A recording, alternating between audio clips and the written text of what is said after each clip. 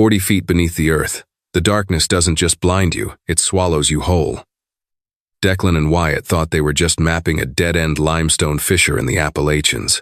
Instead, they squeezed through a suffocating rock tunnel and stumbled into a multi-million-dollar secret that almost buried them alive. The Appalachian Mountains hold secrets older than human memory, buried under millions of tons of limestone and shale. For Declan Hayes, a 32-year-old structural engineer and veteran caver, the mountains were a sanctuary. For his younger brother Wyatt, they were a last resort. It was mid-November, the kind of biting, overcast afternoon where the cold seeps deep into your bones. The woods of Blackwood Ridge, West Virginia, were stripped bare of their leaves, exposing the jagged, unforgiving terrain.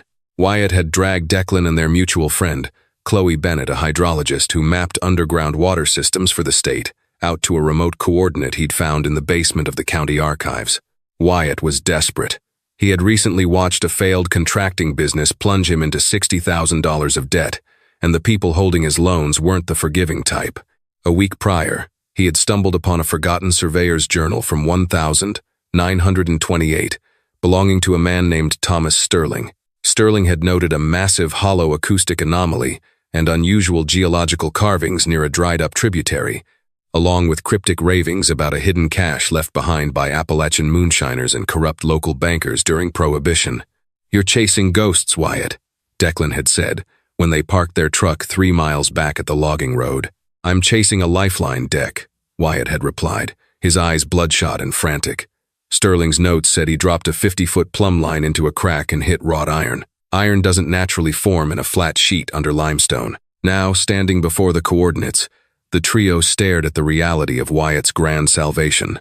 It wasn't a cave entrance, it was a fissure, a jagged, dark slash in the bedrock no wider than a mailbox. "This is it?" Chloe asked, her breath pluming in the freezing air.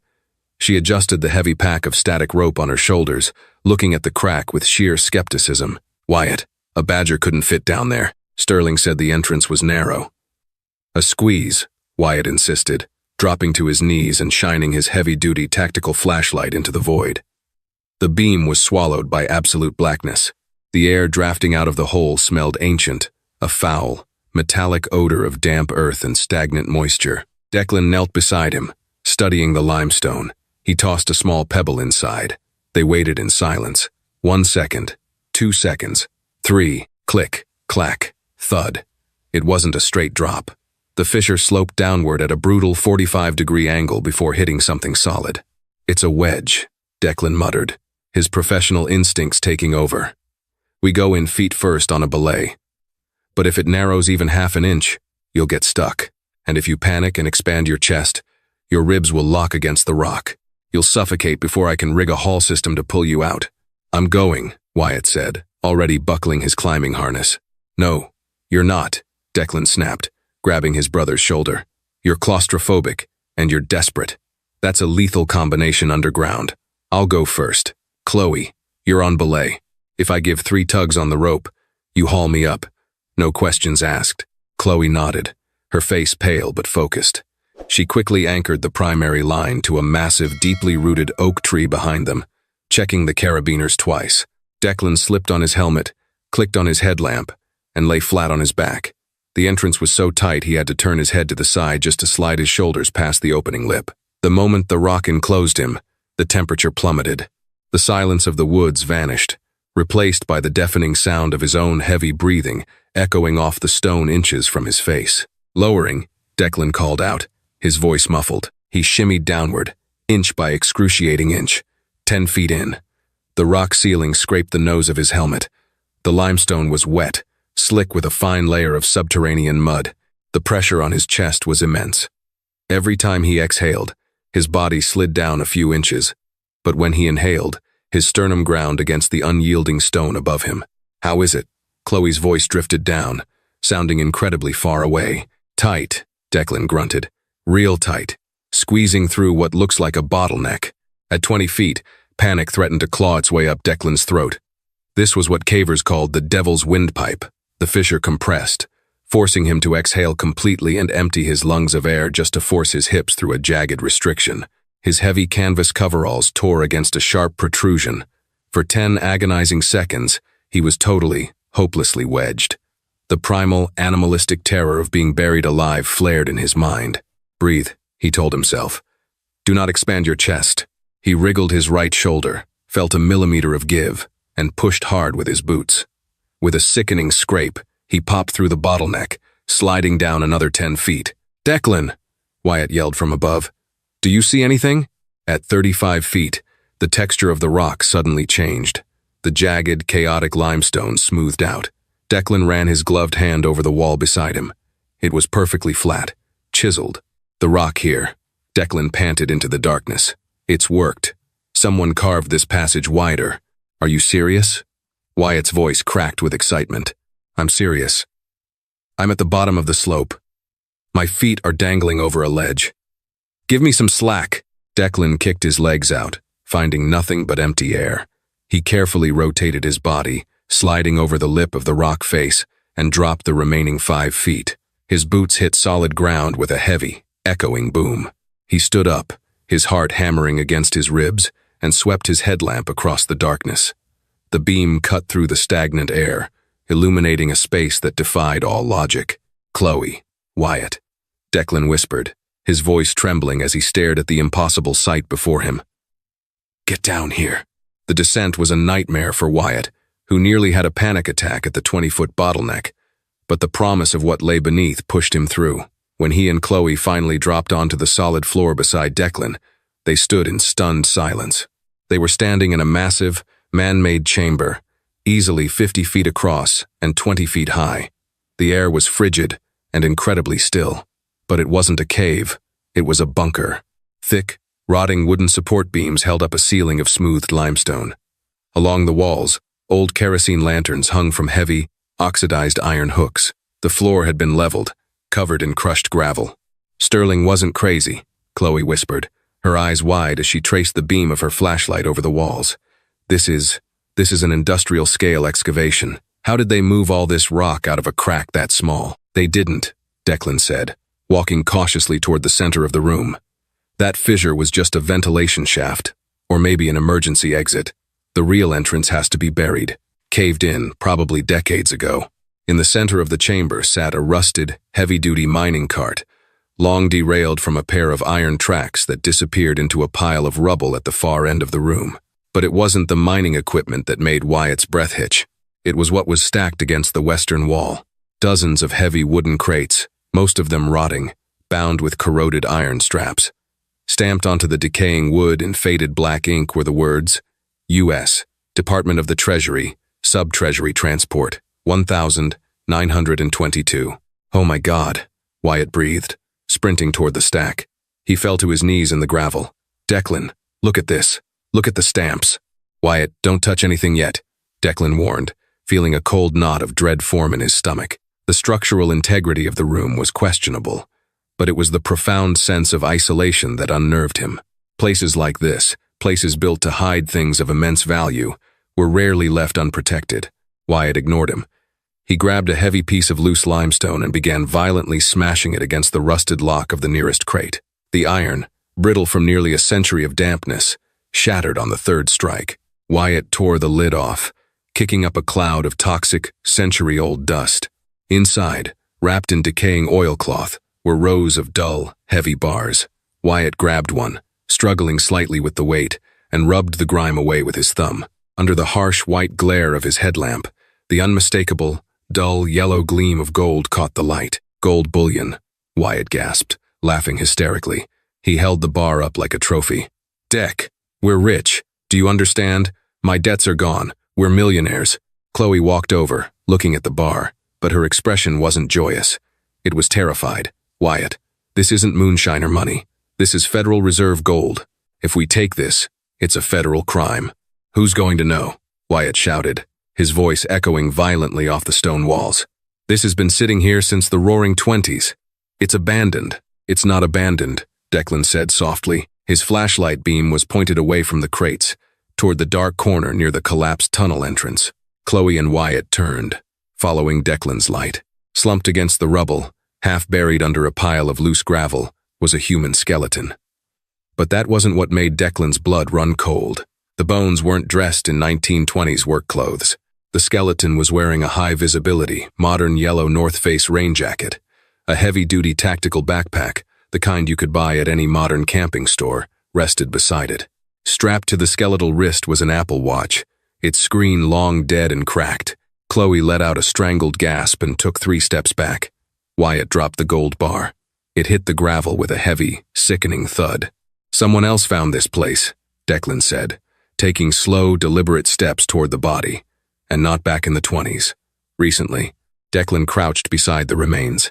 The air around the body smelled faintly of something metallic and sweet. He noticed something glinting in the dirt beside the skeleton's outstretched, bony hand. It was a heavy, matte black Glock 19 handgun. The slide was locked back, empty.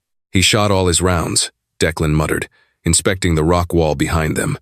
There were fresh, deep gouges in the limestone, bullet pockmarks. He wasn't shooting at the ceiling to get out. Then what was he shooting at? Chloe asked, her voice trembling so badly she could barely get the words out. Declan reached into the breast pocket of the rotting North Face jacket and pulled out a moldy leather wallet. He flipped it open. The driver's license inside was remarkably preserved. It belonged to a man named Gregory Vance. No, wait, not Vance. Declan wiped the dirt off the plastic card. It read, Gregory Miller, issued in Maryland. Expiration date, 2016. "This guy died down here 10 years ago, Declan said, his mind racing. "Look at his leg," Wyatt whispered, pointing a shaking finger. Declan moved the beam down. The skeleton's right femur was shattered, pinned underneath a massive, perfectly rectangular block of limestone that had dropped from the ceiling. But as Declan looked closer, he realized the block hadn't fallen randomly. It was attached to a thick, rusted steel cable that ran up into the darkness of the ceiling, trailing all the way over to the stack of crates. "It's a deadfall trap," Declan said, a wave of nausea washing over him. He slowly turned his head to look at Wyatt. "When you broke the lock on that crate, did you feel any tension on the hinges?" Wyatt's face went completely slack. I don't know. I just hit it." A sound echoed through the chamber. It started as a low groan, like the hull of a submarine under immense pressure, and quickly escalated into a high-pitched metallic shriek. "Run!" Declan screamed, diving toward Chloe. Above them, the ceiling shifted. A thick cloud of white limestone dust rained down on them, blinding their headlamps, as the grinding sound of ancient gears turning filled the dark.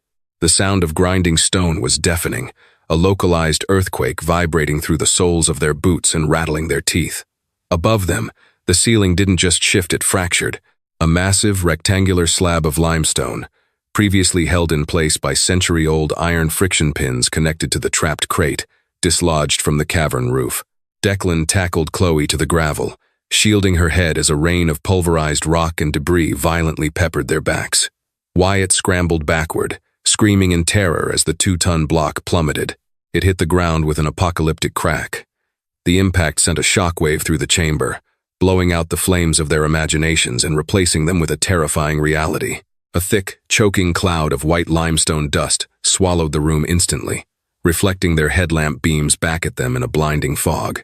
For a long, agonizing minute, the only sounds were the desperate hacking coughs of the 3 explorers and the lingering trickle of small pebbles cascading from the roof. "Is everyone alive?" Declan choked out, pulling his bandana over his nose and mouth. He pushed himself off the gravel, his muscles trembling with adrenaline. "Yeah," Wyatt coughed, his voice ragged and panicked. "Yeah, I'm okay. Chloe?" "I'm fine," she gasped, sitting up and waving the dust away from her face. Her eyes, however, were fixed on the spot where the rock had fallen. "Declan, the rope." Declan swung his headlamp toward the base of the rock slide. The massive limestone slab had crashed down directly at the base of the 45-degree incline they had shimmied down. It completely plugged the entrance bottleneck. Peeking out from beneath the crushing weight of the boulder was the frayed, severed end of their static line. They were sealed in. "No," Wyatt breathed, stumbling toward the boulder. He slammed his gloved hands against the cold stone, pushing with all his might. "No, no, no, help me move it. Dec, help me." "Save your energy, Wyatt," Declan said, his voice terrifyingly calm as the gravity of their situation washed over him. "That block weighs at least 4,000 pounds. We aren't moving it. We can't be trapped," Wyatt screamed, his claustrophobia finally breaking through its fragile restraints. He spun around, his headlamp beam darting erratically across the dark walls. "We'll suffocate," We have to dig it out. Declan stepped forward and grabbed his brother by the shoulders, giving him a hard shake. Look at me. Panic consumes oxygen, and right now, oxygen is our most valuable resource. We are not going back up that fissure. The trap worked exactly as designed. It sealed the vault. But there is a draft in here. Do you feel it? Chloe held up a trembling hand, licking her finger and holding it in the air. He's right. The dust is drifting toward the back of the chamber, toward the mining tunnel. Declan released Wyatt, who was taking deep, shuddering breaths, trying to regain control. Okay, we assess what we have. Empty your pockets and packs. Now, they gathered around the rusted mining cart, using its flat bed as a table. The inventory was grim. Asterisk light. 3 headlamps with fresh batteries, 2 backup tactical flashlights, and a dozen glow sticks. Asterisk water. 3 Nalgene bottles, each half empty. Asterisk food. 4 protein bars and a bag of trail mix. Asterisk tools.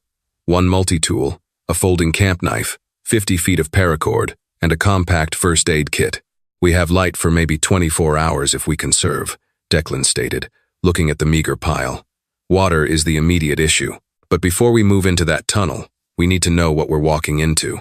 He walked back over to the skeletal remains of Gregory Miller. The dust was settling on the dead man's yellow jacket. Declan knelt and unzipped the tactical backpack resting near the ribs. Inside, he found a few dead D-cell batteries, a crushed water bottle, and a thick, leather-bound Moleskine notebook. Declan brushed the dirt off the cover and opened it. The pages were damp, the ink bleeding in places, but the handwriting was legible. It was a logbook. Listen to this, Declan called out, illuminating the pages for Chloe and Wyatt to see. October 14th, 2016. Tobias and I finally found the secondary shaft. The old Sterling ledger was right. Mayor Nathaniel Sterling didn't just hide the Federal Reserve transport. He built a fortress under Blackwood Ridge to keep the feds out. But Tobias is getting erratic. The air down here is messing with his head. October 15th. We breached the vault. The gold is here, millions of it. But Tobias triggered something. The ceiling collapsed behind us. We can't go back up the fissure. Tobias panicked. He loaded his pack with as much gold as he could carry and ran into the extraction tunnels. He left me. My leg is pinned. I can't feel my toes. I have 1 magazine left in the Glock. If the dark doesn't take me, the water will. I can hear it rising. Declan stopped reading, a cold chill running down his spine. He looked at the bottom of the page. The final entry was just a single, jagged line of ink dragging off the paper. Water? Chloe repeated, her hydrologist instincts instantly flaring. She rushed over to the eastern wall of the chamber, pressing her ear against the cold limestone. She closed her eyes, concentrating. Oh my God, Declan, the trap didn't just drop a rock. What did it do? Wyatt asked, stepping away from the crates of gold, suddenly terrified of them. This is an active karst landscape, Chloe explained, her words spilling out rapidly. Water naturally flows through these limestone networks. Mayor Sterling must have dammed a subterranean river to excavate this chamber. When Wyatt broke that lock, it didn't just trigger the deadfall. It opened a sluice gate. Listen. Declan and Wyatt pressed their ears to the stone. Faintly, but undeniably, there was a deep, rhythmic rushing sound echoing through the rock. It sounded like a freight train, miles away but moving fast. The water table is returning to its natural level, Chloe said, turning to them with wide, terrified eyes. This vault is going to flood, and so are the tunnels. Then we move, Declan ordered, shoving Miller's journal into his own pack. Grab your gear. He turned to leave, but caught Wyatt lingering by the shattered crate.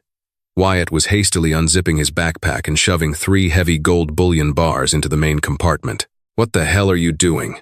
Declan barked. Drop the weight. It's 3 bars, Dec, Wyatt argued, his eyes flashing with a desperate manic energy. It's maybe 90 pounds total. I can carry it. I am not leaving here with nothing. I'd rather die down here than go back to the people I owe money to. You carry 90 extra pounds. You burn your oxygen faster. You move slower. And you put me and Chloe at risk. Declan stepped into Wyatt's space, his voice dropping to a lethal whisper. You want to die for it? Fine.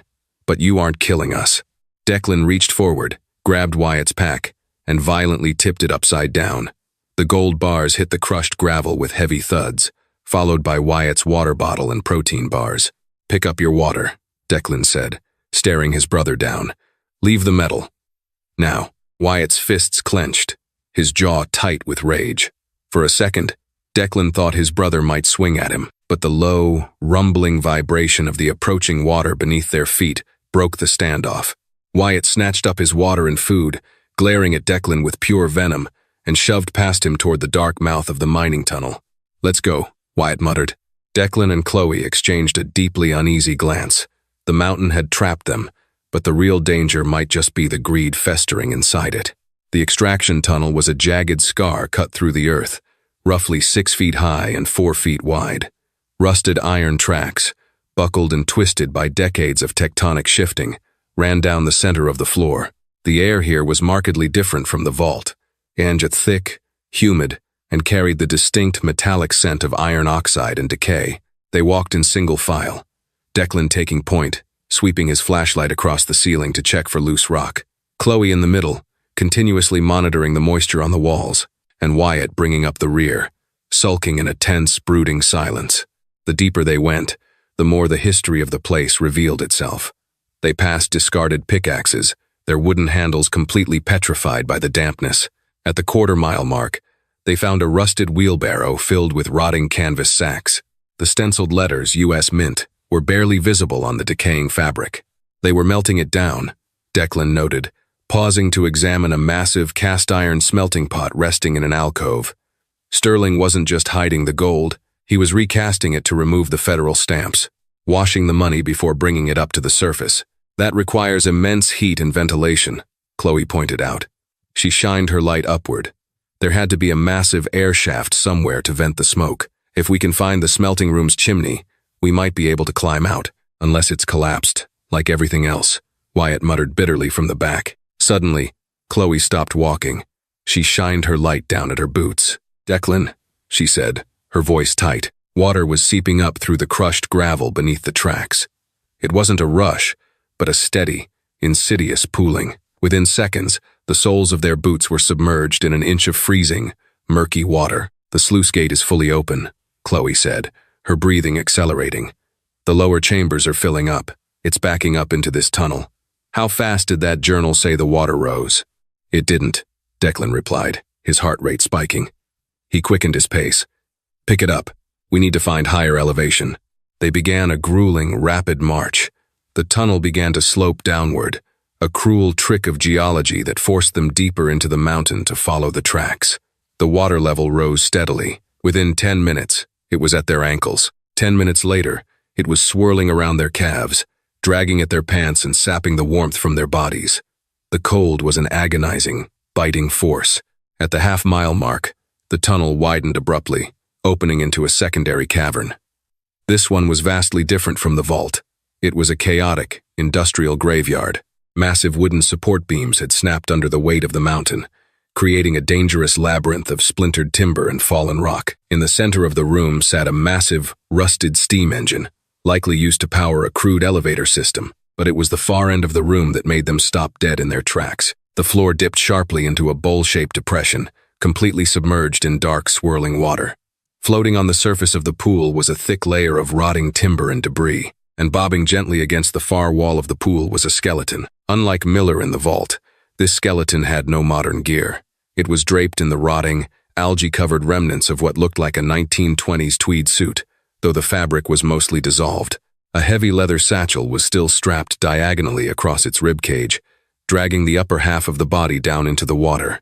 "Tobias Renton," Declan murmured, recognizing the name from Miller's journal. "Wait. No. Miller was from 2016. This skeleton was nearly a century old." "That's not Tobias," Wyatt said, his voice trembling as he realized the timeline error. Miller said Tobias ran with a modern pack. "That guy has been dead since Prohibition." "Mayor Nathaniel Sterling," Chloe whispered, piecing the horrible history together. "He didn't just trap the vault. He got trapped himself when his operation got shut down. Or when he tried to flee with the gold. The mountain took him too." Declan swept his flashlight across the perimeter of the flooded depression. "Where did the tracks go? We have to follow the tracks." "There," Chloe pointed. Across the 40-foot pool of freezing water, a dark archway loomed in the rock face. The rusted iron tracks disappeared into the water on their side and re-emerged on the sloping rock just inside the archway on the other side. "We have to swim," Wyatt said, his voice instantly elevating to a panic. "In that? I can't feel my feet. December, I'll cramp up. I'll drown." "The water is rising by the minute," Declan said, shining his light back the way they came. The water in the tunnel behind them was now rushing in with aggressive force, foaming around the fallen timbers. "If we stay here, this room fills to the ceiling in less than an hour. We cross now." Declan stripped off his heavy coveralls, leaving him in just his thermal base layers. He secured his headlamp, tightened his backpack straps, and waded into the freezing pool. The shock of the cold was violent. It felt like 100 needles piercing his skin simultaneously. His breath was forced out of his lungs in a sharp gasp. "Keep your head above water. Don't let your core temperature drop faster than it has to," Declan yelled back, his teeth already chattering violently. He began to dog paddle, pushing away the floating debris. Chloe followed, whimpering as the freezing water hit her waist, then her chest. She swam strong, her hydrologist background giving her a familiarity with harsh aquatic environments. Wyatt hesitated on the edge. He looked back at the rushing water filling the tunnel behind them, then back at the dark, freezing pool. Desperation overrode his terror. He plunged in. Declan reached the far side first, his hands scraping against the slick limestone as he dragged himself up onto the wet rock ledge near the archway. He turned, reaching out to grab Chloe's hand, hauling her up beside him. She collapsed on the stone, shivering uncontrollably. "Wyatt, come on!" Declan shouted, shining his beam onto the water. Wyatt was halfway across, thrashing violently. The heavy canvas of his jacket was waterlogged, dragging him down. But it wasn't just the jacket. "I'm sinking," Wyatt screamed, his head dipping below the murky surface for a terrifying second before he breached, gasping for air. "Deck, it's too heavy." Declan's eyes narrowed as his flashlight caught a glint of dull yellow beneath the water, inside the mesh side pocket of Wyatt's backpack. He took the gold. When Declan had emptied the main compartment, Wyatt must have snuck a smaller ingot into the side pocket. The sheer density of the gold, combined with the freezing water and heavy clothes, was pulling him under. "Take the pack off," Declan roared. "Ditch the bag, Wyatt." "I can't," Wyatt screamed, thrashing wildly, his face pale with sheer terror. "The straps are tangled." Wyatt went under again. This time, he didn't immediately resurface. The water churned, a few bubbles popping on the surface. "No!" Declan yelled, diving back into the freezing water without a second thought. He swam furiously toward the spot where his brother had gone under. The cold was numbing his arms, making his movements sluggish. He took a deep breath, fighting the instinct to gasp, and plunged his head below the black, icy surface. In the murky darkness, his headlamp beam barely cut through the suspended silt. He saw Wyatt, eyes wide and panicked, frantically clawing at his chest strap. Declan grabbed the collar of Wyatt's jacket, hauling upward with every ounce of strength he had left. They broke the surface together, both men gasping violently for air. Declan grabbed Wyatt by the harness and towed him the remaining 20 feet to the ledge, fueled by pure, terrifying adrenaline. Chloe helped drag them out. Wyatt collapsed onto the stone, coughing up black water, his body convulsing with shivers. Declan ripped the backpack off his brother, unzipped the side pocket, and pulled out a single, heavy gold bar. With a roar of anger, Declan threw the bar as hard as he could back into the center of the flooded cavern. It hit the water with a heavy splash and vanished instantly into the dark depths. Wyatt watched it go, too exhausted to argue, tears of freezing cold and shame tracking through the grime on his face. "If you ever put money over our lives again," Declan whispered, his voice trembling with a mixture of cold and absolute fury, "I will leave you in the dark. Do you understand me?" Wyatt nodded weakly, unable to speak through his chattering teeth. "Declan," Chloe interrupted, her voice hollow and terrified. She had stood up, aiming her headlamp into the archway they had just reached. Declan turned, the anger bleeding out of him, replaced by a fresh wave of dread. The archway didn't lead to a dry tunnel. It led to a sheer, vertical shaft. The rusted iron tracks ended abruptly over an abyss. But that wasn't the worst part. From the bottom of the black shaft, the distinct, thunderous roar of a massive subterranean waterfall echoed up toward them, and the water level in the room they were currently in was pouring over the edge, feeding the abyss below. They were standing on a ledge that was rapidly becoming a waterfall itself, with nowhere left to go but down. The roar of the subterranean waterfall was a physical weight pressing against their chests.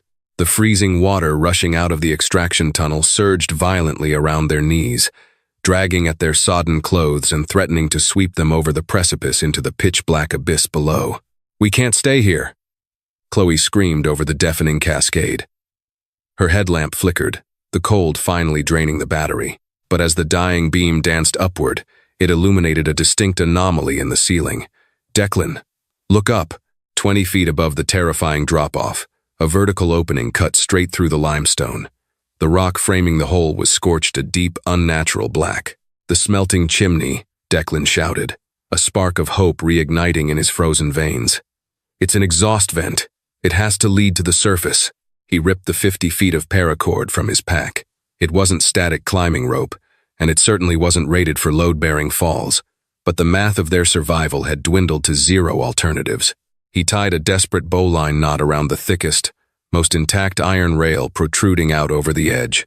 He threw his weight against it. The metal groaned in protest but held its ground. "I'll swing across and wedge myself in the chimney opening," Declan commanded, tying the opposite end to his harness. "Then I pull you across. Chloe first, then Wyatt." Declan stepped to the very lip of the stone. He took one shuddering breath, leaped out over the black void, and swung. He slammed hard against the opposite wall, his boots scrambling frantically for purchase on the slick, soot-stained rock. With a visceral grunt of exertion, he hauled himself up over the lip of the chimney, wedging his back and boots against the narrow walls to anchor himself. "Send Chloe," he roared down into the dark. Wyatt grabbed the line, wrapping it securely around Chloe's waist. She didn't hesitate. She jumped, swinging through the freezing, chaotic spray of the waterfall. Declan caught the collar of her jacket and dragged her up into the soot-blackened tunnel. Down on the ledge, the water suddenly surged to waist height. A massive wave of backed-up pressure blew through the tunnel behind Wyatt. "Wyatt, jump! Now!" Declan screamed. Wyatt leaped just as the wall of water slammed into the ledge. The sheer, catastrophic force of the subterranean river ripped the rusted iron rail straight out of the bedrock. The anchor completely failed. Wyatt plummeted into the void. "Hold on!" Declan roared, his shoulders screaming in agony as the paracord snapped taut. Wyatt dangled over the roaring abyss, his weight nearly pulling Declan out of the chimney. Chloe instantly threw herself over Declan's legs, grabbing the rope with frozen, bleeding hands, adding her exhausted strength to his. Inch by grueling inch, they hauled the thrashing weight of Wyatt up out of the void, dragging him over the lip of the chimney just as the water below crested into a violent, deafening torrent that swallowed the entire lower cavern. They didn't stop to speak, they just climbed. For 2 agonizing hours, they shimmied up the narrow, soot-choked shaft, their muscles failing and their lungs burning. Then, Declan felt a sharp, biting draft of crisp air. He pushed his hands through a final layer of dead roots and frozen mud, hauling himself out into the freezing Appalachian night. Chloe and Wyatt clawed their way out behind him, collapsing onto the frost-covered forest floor. They lay shoulder to shoulder, shivering violently and staring up at the distant, indifferent stars. Deep beneath them, the mountains swallowed millions in cursed federal gold, sealing its deadly secrets away in the dark forever. If this terrifying descent into the unknown kept you on the edge of your seat, hit that like button and subscribe. Have you ever explored an abandoned place and found something you weren't supposed to see? Tell us your story in the comments below. Share this video with your bravest friends, and ring that notification bell so you don't miss the thrilling final chapter of this cavern mystery.